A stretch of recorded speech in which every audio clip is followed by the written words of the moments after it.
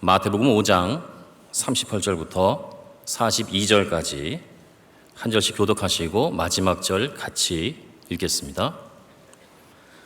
또 눈은 눈으로 이는 이로 갚으라 하였다는 것을 너희가 들었으나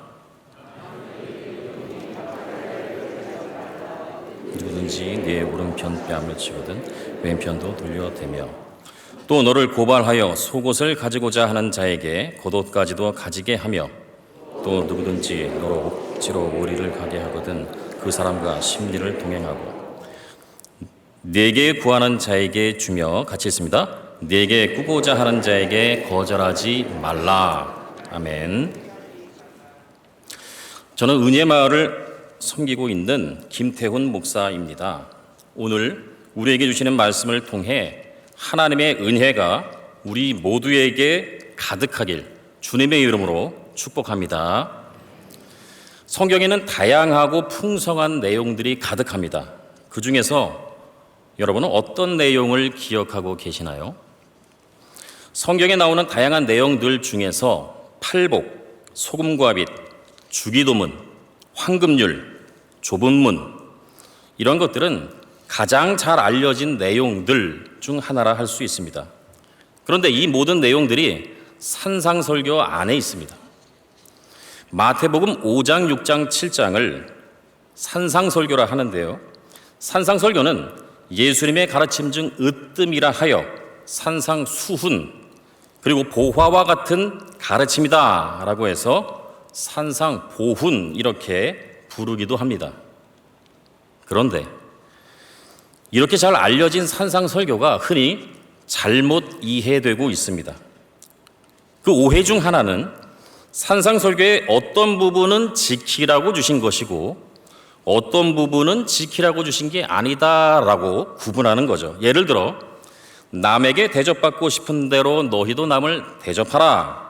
이 말씀은 지키라고 주신 것인데 내 오른편 뺨을 치거든 왼편도 돌려대라. 이것은 지키라고 주신 게 아니다라고 구분 짓는 거죠. 그런데 과연 그럴까요? 산상설교는 취사선택해서 어떤 것은 지켜야 하고 또 어떤 것은 지키지 않아도 되는 그런 말씀일까요? 산상설교에 대한 또 다른 오해 중 하나는 이 설교가 모든 사람들에게 도움을 주는 가장 고상한 가르침이다라는 생각입니다. 마하트마 간디가 산상설교를 매일 묵상했다라는 것은 잘 알려진 사실이죠. 간디는 기독교로 개종한 적이 없습니다. 과연 산상설교는 믿는 자건 믿지 않는 자건 누구에게나 도움을 주는 그러한 가장 고상한 일반 윤리라고 말할 수 있을까라는 것입니다. 오늘 주신 본문을 살피면서 예수님께서 산상설교를 통해 전하고자 하신 내용이 무엇인지 함께 은혜 받는 시간이 되길 주님의 이름으로 축복합니다. 본문으로 들어가 보겠습니다. 본문은 이렇게 시작합니다. 또 눈은 눈으로 이는 이로 갚으라 하였다는 것을 너희가 들었으나 한 대 맞으면 두 대 때리고 싶죠? 두 대 갖고 되겠습니까? 세 대, 네 대는 때려야 마음이 풀리죠. 보복은 더 큰 보복을 낳게 되어 있습니다. 보복을 방치해 두면 그 사회는 오래가지 못할 것입니다. 눈에는 눈, 이에는 이, 맞은 만큼만 보복하라는 거죠.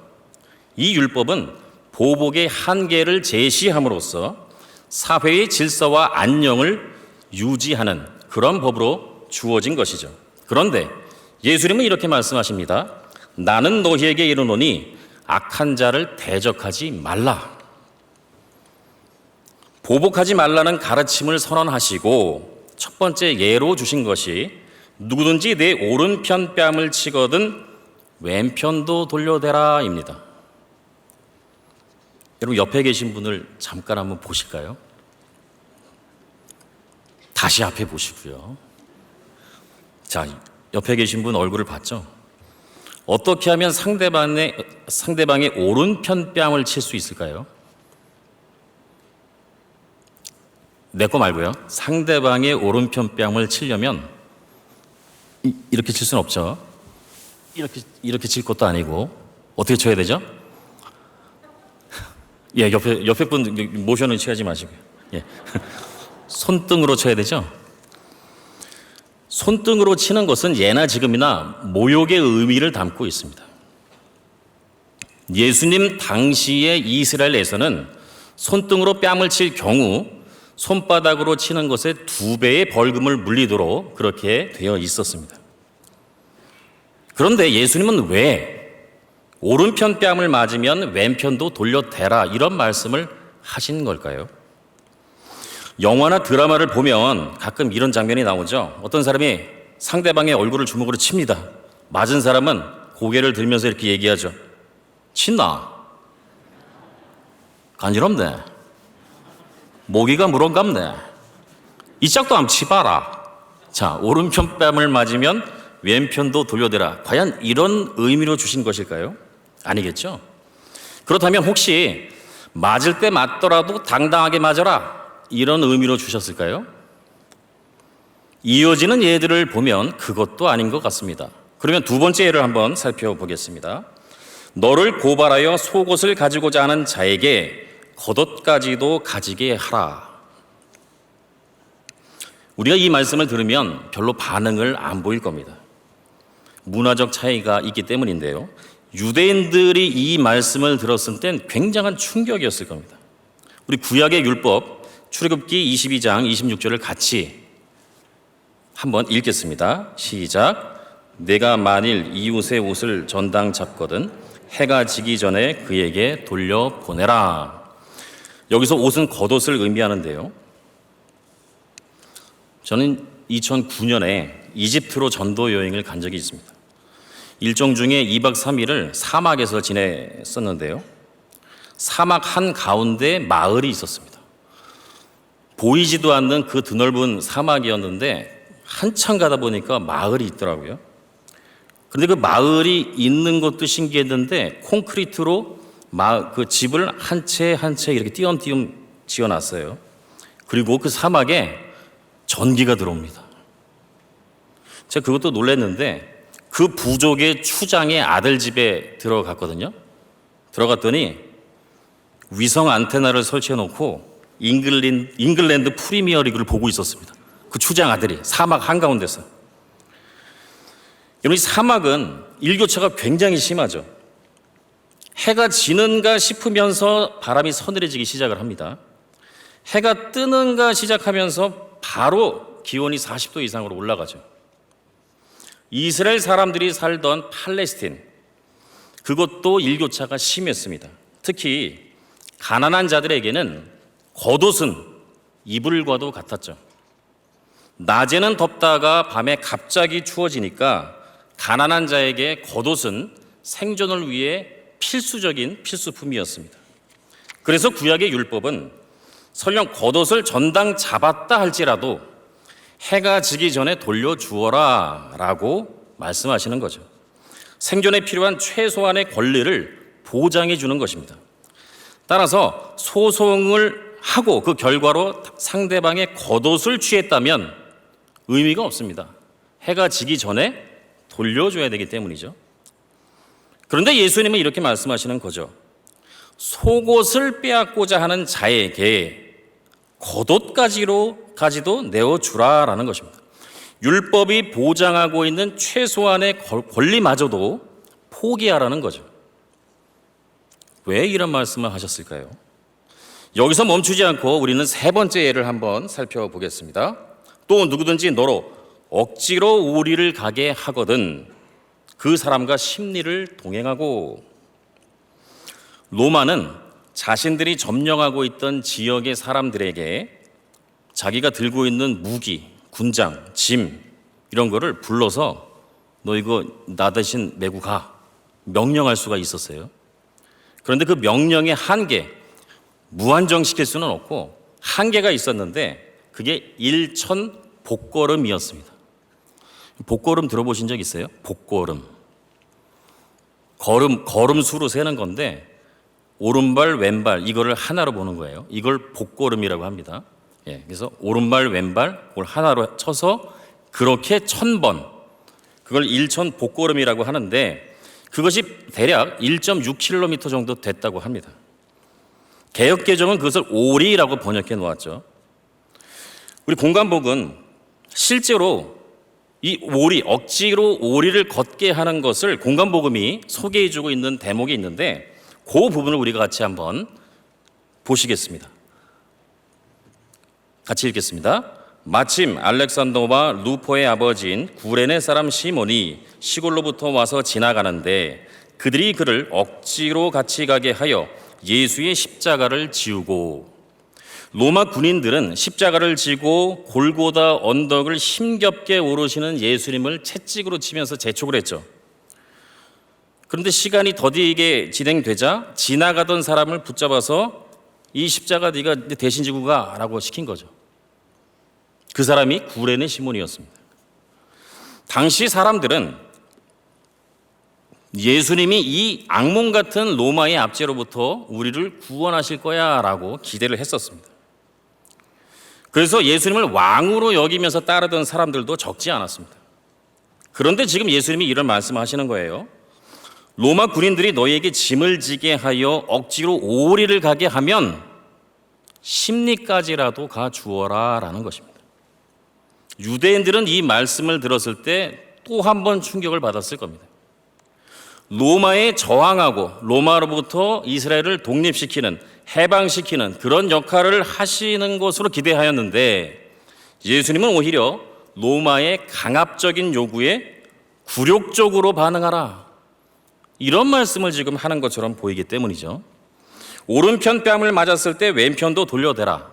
속옷을 빼앗고자 하는 자에게 겉옷까지 내주어라. 부당하게 짐을 지우고 오리를 가게 하면 십리까지라도 가 주어라. 과연 이것은 지키라고 주신 말씀일까요? 이건 우리가 노력하면 지킬 수 있는 건가요? 앞서 간디의 말씀을 드렸죠. 간디에게 사실 산상설교는 필요 없습니다. 왜냐하면 산상설교는 인간의 노력과 의지로 지킬 수 있는 게 아니기 때문입니다. 예레미야 선지자가 예언한 말씀 한 구절을 우리 또 같이 한번 보시겠습니다. 같이 읽겠습니다. 그러나 그날 후에 내가 이스라엘 집과 맺을 언약은 이러하니 곧 내가 나의 법을 그들의 속에 두며 그들의 마음에 기록하여 나는 그들의 하나님이 되고 그들은 내 백성이 될 것이라. 여호와의 말씀이니라. 하나님은 이스라엘에게 율법을 주셨습니다. 율법은 하나님의 백성이라면 이것을 지켜야 한다라고 주어진 최소한의 기준이었습니다. 하지만 이스라엘은 율법을 지키기는커녕 점점 더 하나님과 멀어졌고 심지어 우상을 숭배했습니다. 하지만 하나님은 포기하지 않으셨죠. 하나님 나라를 세우시려는 하나님의 계획과 뜻은 멈추지 않았습니다. 하나님은 겉으로 보이는 율법이 아니라 하나님의 백성들의 마음에 직접 당신의 법을 새겨주겠다라고 예레미야를 통해서 예언하신 거죠. 그 예언이 예수님을 통해서 성취되었습니다. 예수님이 이 땅에 메시아로 오시고 하나님 나라가 시작되면서 예레미야에게 주신 이 하나님의 말씀이 성취된 것입니다. 이제 하나님께서 당신의 백성들 한 사람 한 사람을 터치하시고 통치하시겠다는 겁니다. 산상설교는 예수님과 함께 이 땅에 하나님 나라가 도래했음을 선포하는 하나님 나라 선언서입니다. 산상설교를 이해하려면 우리가 하나님 나라를 살펴봐야 하는데요. 여러분 힘들더라도 같이 한번 따라가 보겠습니다. 하나님 나라. 여러분 천국이라는 단어를 많이 들어보셨죠? 천국. 성경에서 천국이 어디에서 나올까요? 천국이라는 단어가 성경 66권 중에 천국이란 단어가 나오는 곳은 마태복음밖에 없어요. 디모데후서 4장 18절에도 천국이 한 번 나오는데 그것은 오역이라고 볼 수 있습니다. 마태가 표현한 천국하고 헬라어 단어가 다릅니다. 마태는 의도적으로 천국이라는 표현을 38번 사용하고 있어요. 마태복음에만 천국이 나와요. 왜 마태가 천국이라는 표현을 썼는가 하면, 유대인들은 성경을 필사할 때 하나님 혹은 여호와 이런 단어가 나오면 쓰던 붓을 꺾고 새 붓을 갖고 와서 다시 썼습니다. 여호와의 이름, 하나님의 이름, 이것을 신성시했기 때문이죠. 그래서 자신들의 입술로도 하나님, 여호와 이런 표현을 안 쓰려고 노력을 했어요. 그래서 마태는 하나님 나라라고 해야 할 것을 하늘 나라 이렇게 표현한 거예요. 하나님을 표현하기 위해서 하늘이라는 단어를 쓴 거죠. 그것을 한자로 바꿨더니 개역개정에서는 천국이 된 겁니다. 그래서 우리가 마태복음에서, 그리고 성경 전체에서 마태복음에만 나오니까 성경 전체에서 천국이라는 단어를 볼 때 우리는 그것이 이거 하나님 나라구나 라고 이해를 해야 돼요. 옆에 계신 분들 같이 한번 나눌게요. 천국은 하나님 나라입니다.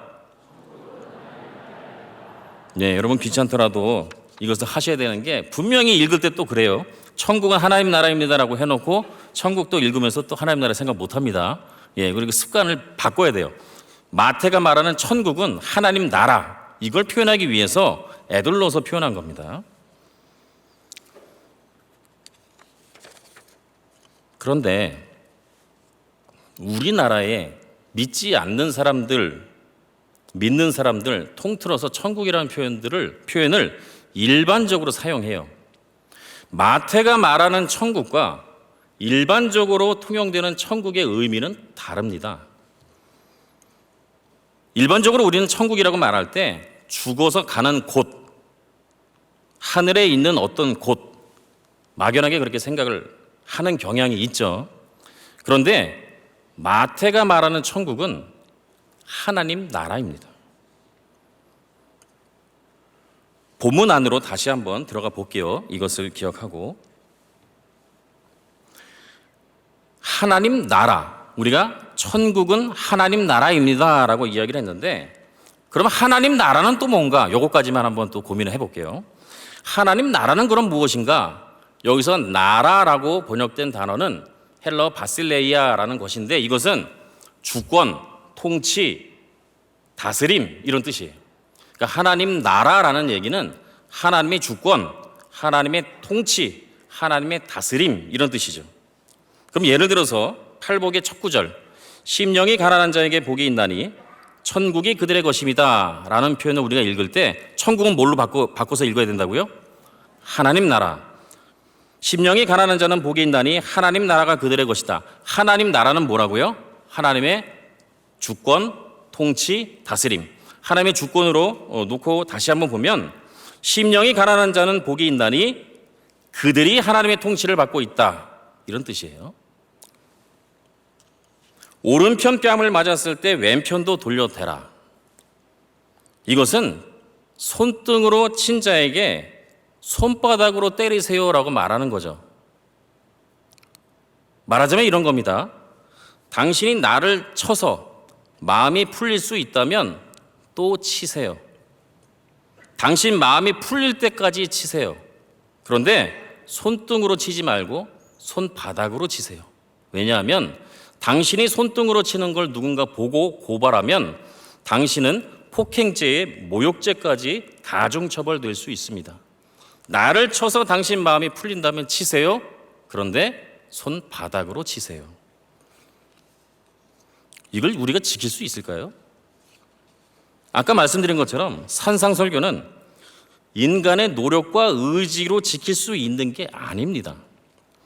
이것은 하나님의 통치를 받는 그리스도인들의 삶에서 나오는 열매입니다. 하나님의 통치의 결과, 그 사람을 다스리심의 열매, 그것이 바로 산상설교의 내용인 것입니다. 율법은 하나님의 백성이라면 지켜야 할 최소한의 기준으로 주어진 것이고, 산상설교는 하나님이 당신의 백성을 이렇게 이끌어 가시겠다라고 보여주신 하나님 나라의 청사진인 것입니다. 우리가 하나님 나라를 이해했다면 이제 하나님 나라를 인식하며 살아야 합니다. 내가 하나님의 통치를 받고 있다. 나를 하나님이 다스리고 계시다. 모든 주권이 하나님께 있다. 나의 모든 것을 하나님께 내어드리고 나를 하나님께서 사용하시게 해야겠다. 이런 다짐을 매일매일 해야 하는 거죠. 그것이 하나님 나라를 사는 것입니다. 아내가 남편에게 묻습니다.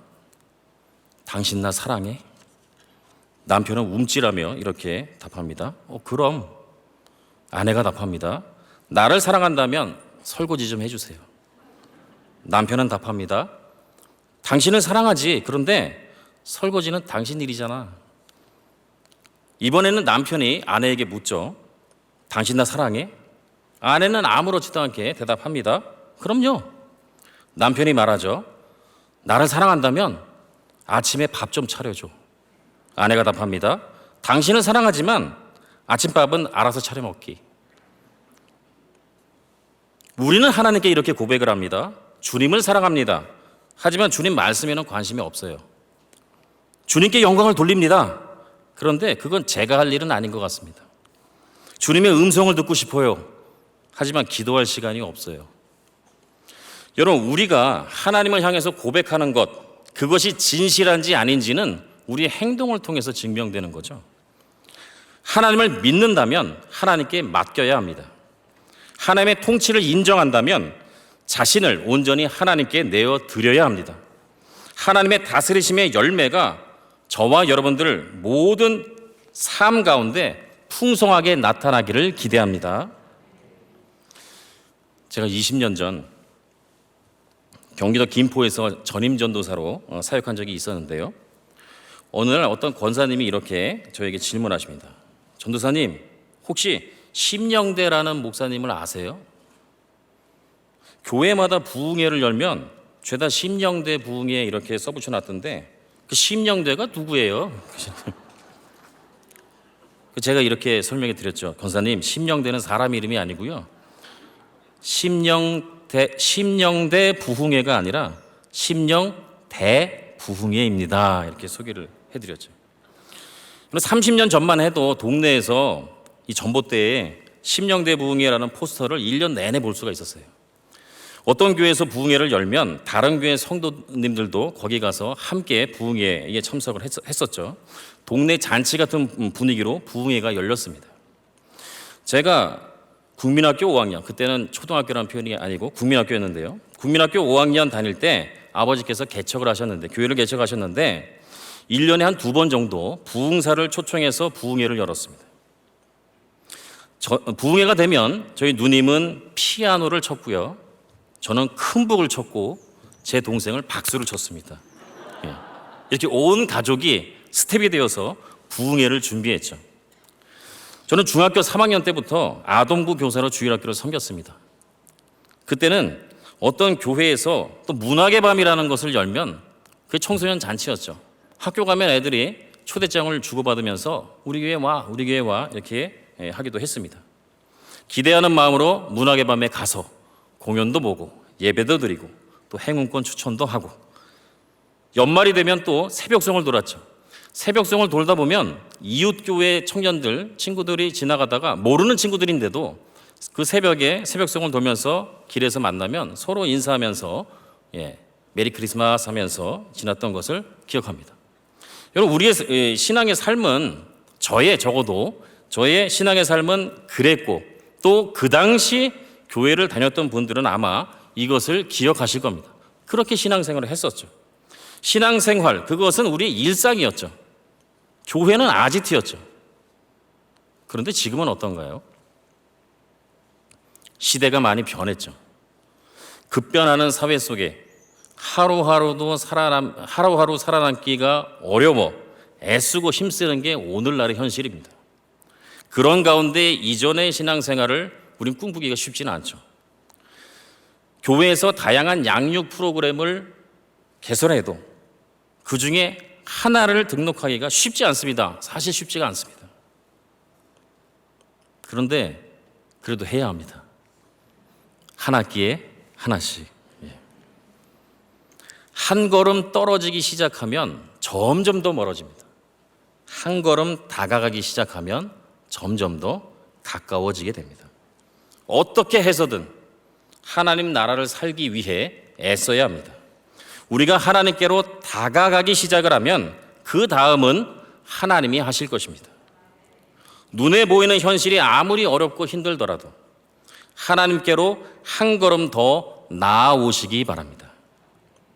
마지막 세 번째로, 우리가 하나님 나라를 살고 싶다면 하나님 나라를 위해 기도해야 합니다. 혹시 마태의 직업이 뭔지 기억하세요? 네, 세리죠. 세리 출신의 마태, 4개의 복음서 중에 가장 정교하고 치밀하게 구성된 것이 마태복음이죠. 세리 출신답게 이 마태복음은 굉장히 꼼꼼하고 정교하고 치밀하게 구성되어 있습니다. 세례 요한이 잡힌 후에 예수님이 본격적으로 복음을 증거하시는데 그 복음의 내용은 천국, 하나님 나라였습니다. 얼마나 마태가 마태복음을 치밀하고 꼼꼼하게 기록했는지 몇 가지만 살펴보겠습니다. 마태복음 4장 17절 말씀을 보면 이때로부터 예수께서 비로소 전파하여 이르시되 회개하라 천국이 가까이 왔느니라 하시더라. 예수님께서 선포하신 것은 천국이었습니다. 하나님 나라였습니다. 그런데 예수님은 하나님 나라를 선포하실 때 가르침이라는 방식을 사용하기도 하셨고 치유 행동이라는 것을 또 사용하기도 하십니다. 산상설교는 하나님 나라를 선포하시는데 가르침으로 선포하신 내용을 담고 있는 거예요. 그리고 8장과 9장에 가보면 기적 이야기만 나와요. 10개가 나옵니다. 그것은 예수님께서 치유 행동을 통해서 하나님 나라를 선포하신 겁니다. 그러니까 예수님께서 누군가를 고치셨다. 그러면 능력 많으신 분이구나. 그걸로 끝나는 게 아니고요. 장애를 얻고 있는 이에게 예수님이 그를 자유하게 하시고 병든 자를 자유하게 하시고 예수님이 이 땅에 오셔서 하나님 나라를 선포하시는데 하나님 나라는 너희를 이렇게 자유하게 하는 것이다. 이것을 치유 행동을 통해서 보여주시는 거예요. 눈먼 자를 뜨게 하시는 것은 뭐가 될까요? 어둠 가운데 있던 이들을 빛으로 인도하시는 거죠. 사망 권세에 묶여있는 모든 인생들을 예수님께서 자유하게 하시는 것입니다. 그것을 마태복음은 이렇게 표현하고 있어요. 마태복음 4장 23절과 9장 35절을 보면 예수께서 온 갈릴리에 두루 다니사 그들의 회당에서 가르치시며 천국 복음을 전파하시며 백성 중에 모든 병과 모든 약한 것을 고치시니 4장 23절에 가르치시며 전파하시며 고치시니로 시작을 해서 9장 35절에 가르치시며 전파하시며 고치시니라 똑같은 구절로 선을 긋고 있는 거죠. 감싸는 거예요. 그래서 그 중앙에 5장 6장 7장은 가르침으로 하나님 나라를 전파하시는 그 모습, 그리고 8장 9장은 치유 행동을 통해서 하나님 나라를 선포하시는 모습, 이것을 마태가 담아놓고 있는 겁니다. 아주 치밀하고 꼼꼼하게 그것을 담아놓고 있어요.